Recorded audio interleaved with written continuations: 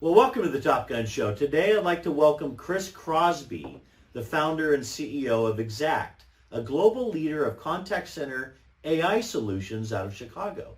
He has more than 20 years of leadership experience in building startups and advancing innovations in all things data and call center related. Chris holds his master in public administration from Harvard School of Government and advises both governments and startups at the intersection of policy, tech, and adaptive leadership. Chris, welcome to the Top Gun Show. Thank you, Steve, for having me. I'm excited to be here today. Yeah, me too, man. Give the viewers a little overview on Xact. What services do you offer and to whom? First of all, we actually have two things, two primary offerings. So we're a little unique in the market in that we provide both what we refer to as multi-experience AI platform, which we'll talk more about here in a minute, but it's really kind of the next evolution of CCaaS and AI combined, if you will. And we also have a side of the business that provides contact center outsourcing and live agent support. So to my knowledge, we're the only business process outsourcing company that runs 90% on our own technology, from digital communications and infrastructure all the way through QA applications. The 10% that we don't run, if you're curious, is actually workforce management. We partner on that, and that's only because we haven't built our own yet. That's great, man. BPO is a hot commodity right now. What unmet need in the marketplace did you see 5 years ago that led to you starting Xact? Well, interestingly enough, Xact started in smart cities about 6 years ago because we saw the need to take emerging data sets with IoT and sensors, combine that with back office data, kind of legacy stuff that the cities generate, and really create new insights and applications for cities to run more efficiently and effectively. So things like smart parking, traffic, et cetera. And we had started moving into contact center, which was my background and experience for 20 years prior to that, to help with citizen engagement. And then March 13th of 2020, every major city in the world shut down on the same day, and they no longer had parking or traffic problems to solve.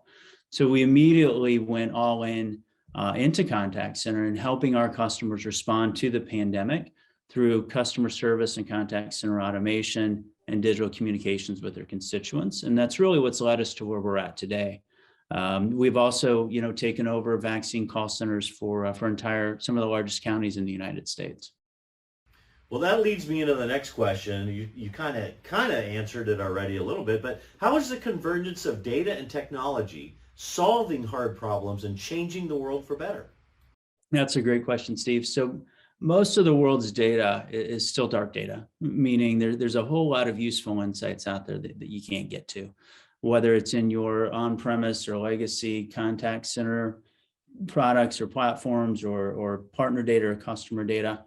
So what we do is we put data and AI at the center of everything that we do, because that's what's going to drive context for your agents. It's what's going to drive context and experience for your customers. And so by starting with data as the platform, and then layering in the different experiences and communication channels, we're able to create more effective and efficient experiences for companies at a lower cost of service. Got it. Makes sense. So explain to me, how is multi-experience AI different than CCaaS? Yeah, another great question. So CCaaS, is really about multi-channel or omni-channel, creating this distinctive pathways for your customers to communicate with your business. We see the next evolution of that as kind of flipping that notion on its head. So the idea of having like a desktop for your agent to be able to chat or SMS or talk, that's pretty standard stuff now, right? There's nothing really super innovative or interesting in that. However, when you put the experience in the middle, on top of and combine that with data and artificial intelligence, what you get is one platform that can serve up these contextual experiences for your customers, regardless of where they're at. We can now enable digital communications right inside of Google Maps, as an example. Talk to a CCaaS player about that. But also your agent experience, right? There's no need to create a knowledge base, as an example, for a customer to access online and then a separate one for your agents. So we really converge the core assets of a company and then let the customer define how they want to create these experiences, again, in a way that improves that experience and synchronizes really the agent and the customer, regardless of where they're at and what communication channel they're on. in a way that is also ecosystem and application driven. So most companies today, or most CCaaS players today, if you want to take advantage of their conversational AI, you've got to commit to their entire stack. You're moving all into the cloud with them. With our platform, we meet you where you're at. So if you want to enable our conversational IVR, as an example, we don't care if you're in a legacy on-prem platform or if you've already moved to the cloud, we'll meet you there. Same thing with our quality assurance, AI-driven applications. Doesn't matter what you're on, we can decompose our stuff, bring it together for you and help that path for you. And then the last thing I'll say, Steve, on that point is that we enable developers from day one. So typically you're either an all-in-one in the box platform or you're geared specifically towards engineers and developers. We said you shouldn't have to choose between the two. So if you are an enterprise and you've got some great engineers on your team and want to extend our applications into your enterprise, we enable that day one for you.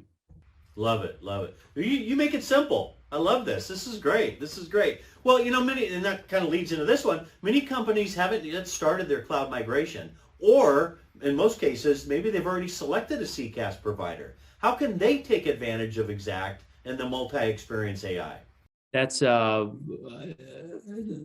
great last question there, Steve, because it does. The short answer is because of the modularity of the platform and the openness of our approach, we don't care what the customer has today. Again, we're not an all or nothing type approach, right? We've got customers that are running Cisco Contact Center Express they've had in their IT closet for the last 15, 20 years, taking advantage of our conversational experiences for customers. We have companies that have migrated to the cloud, say Nice and Contact already, and they're taking advantage of our agent experience for knowledge management, as an example, or our conversational IVR. So because again, we're not an all or nothing, you don't have to commit to the whole stack. We're going to partner with the customer, understand what the challenges are that they're really trying to accomplish, and then give them a path to the cloud if they need to, or augment whatever existing solution that they have. Because we believe, see, that AI isn't just a buzzword.